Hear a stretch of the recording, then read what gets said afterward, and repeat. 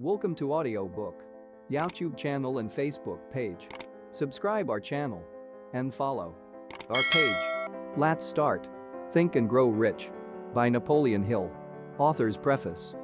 In every chapter of this book, mention has been made of the money-making secret which has made fortunes for more than 500 exceedingly wealthy men whom I have carefully analyzed over a long period of years. The secret was brought to my attention by Andrew Carnegie more than a quarter of a century ago. The canny, lovable old Scotsman carelessly tossed it into my mind when I was but a boy. Then he sat back in his chair with a merry twinkle in his eyes and watched carefully to see if I had brains enough to understand the full significance of what he had said to me. When he saw that I had grasped the idea, he asked if I would be willing to spend 20 years or more preparing myself to take it to the world, to men and women who, without the secret, might go through life as failures. I said I would, and with Mr. Carnegie's cooperation, I have kept my promise. This book contains the secret after having been put to a practical test by thousands of people in almost every walk of life. It was Mr. Carnegie's idea that the magic formula, which gave him a stupendous fortune, ought to be placed within reach of people who do not have time to investigate how men make money, and it was his hope that I might test and demonstrate the soundness of the formula through the experience of men and women in every calling. He believed the formula should be taught in all public schools and colleges and expressed the opinion that if it were properly taught it would so revolutionize the entire educational system that the time spent in school could be reduced to less than half. His experience with Charles M. Schwab and other young men of Mr. Schwab's type convinced Mr. Carnegie that much of that which is taught in the schools is of no value whatsoever in connection with the business of earning a living or accumulating riches. He had arrived at this decision because he had taken into his business one young man after another, many of them with but little schooling, and by coaching them in the use of this formula, developed in them rare leadership. Moreover, his coaching made fortunes for every one of them who followed his instructions. In the chapter on faith, you will read the astounding story of the organization of the giant United States Steel Corporation, as it was conceived and carried out by one of the young men through whom Mr. Carnegie proved that his formula will work for all who are ready for it. This single application of the secret by that young man, Charles M. Schwab, made him a huge fortune in both money and opportunity. Roughly speaking, this particular application of the formula was worth $600 million. These facts, and they are facts well known to almost everyone who knew Mr. Carnegie, give you a fair idea of what the reading of this book may bring to you, provided you know what it is that you want. Even before it had undergone 20 years of practical testing, the secret was passed on to more than 100,000 men and women who have used it for their personal benefit, as Mr. Carnegie planned that they should. Some have made fortunes with it. Others have used it successfully in creating harmony in their homes. A clergyman used it so effectively that it brought him an income of upwards of $75,000 a year. Arthur Nash, a Cincinnati tailor, used his near-bankrupt business as a guinea pig on which to test the formula. The business came to life and made a fortune for its owners. It is still thriving, although Mr. Nash has gone. The experiment was so unique that newspapers and magazines gave it more than $1 million worth of laudatory publicity. The secret was passed on to Stuart Austin Wire of Dallas, Texas. He was ready for it, so ready that he gave up his profession and studied law. Did he succeed? That story is told too. I gave the secret to Jennings Randolph the day he graduated from college, and he has used it so successfully that he is now serving his third term as a member of Congress, with an excellent opportunity to keep on using it until it carries him to the White House. While serving as advertising manager of the LaSalle Extension University, when it was little more than a name, I had the privilege of seeing J.G. Chapline, president of the university, use the formula so effectively that he has since made the LaSalle one of the great extension schools of the country. The secret to which I refer has been mentioned no fewer than 100 times throughout this book. It has not been directly named, for it seems to work more successfully when it is merely uncovered and left in sight, where those who are ready and searching for it may pick it up. That is why Mr. Carnegie tossed it to me so quietly, without giving me its specific name. If you are ready to put it to use, you will recognize this secret at least once in every chapter. I wish I might feel privileged to tell you how you will know if you are ready, but that would deprive you of much of the benefit you will receive when you make the discovery in your own way.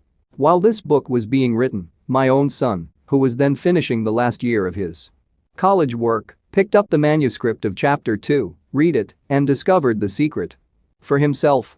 He used the information so effectively that he went directly into a responsible position at a beginning salary greater than the average man ever earns. His story has been briefly described in chapter 2. When you read it, perhaps you will dismiss any feeling you may have had at the beginning of the book that it promised too much. And 2, if you have ever been discouraged, if you have had difficulties to surmount which took the very soul out of you, if you have tried and failed, if you were ever handicapped by illness or physical affliction, this story of my son's discovery and use of the Carnegie formula may prove to be the oasis in the desert of lost hope for which you have been searching. This secret was extensively used by President Woodrow Wilson during the World War. It was passed on to every soldier who fought in the war, carefully wrapped in the training received before going to the front. President Wilson told me it was a strong factor in raising the funds needed for the war. More than 20 years ago, Juan Manuel L. Quezon, then resident commissioner of the Philippine Islands, was inspired by the secret to gain freedom for his people. He has gained freedom for the Philippines and is the first president of the free state. A peculiar thing about this secret is that those who once acquire it and use it find themselves literally swept on to success with but little effort, and they never again submit to failure. If you doubt this, study the names of those who have used it wherever they have been mentioned, check their records for yourself, and be convinced there is no such thing as something for nothing. The secret to which I refer cannot be had without a price, although the price is far less than its value. It cannot be had at any price by those who are not intentionally searching for it. It cannot be given away, it cannot be purchased for money, for the reason that it comes in 2 parts. One part is already in possession of those who are ready for it. The secret serves equally well all who are ready for it. Education has nothing to do with it. Long before I was born, the secret had found its way into the possession of Thomas A. Edison, and he used it so intelligently that he became the world's leading inventor, although he had but 3 months of schooling. The secret was passed on to a business associate of Mr. Edison.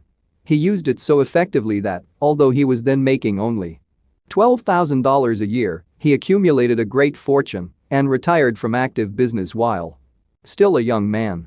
You will find his story at the beginning of the first chapter. It should convince you that riches are not beyond your reach, that you can still be what you wish to be, that money, fame, recognition and happiness can be had by all who are ready and determined to have these blessings. How do I know these things? You should have the answer before you finish this book. You may find it in the very first chapter or on the last page.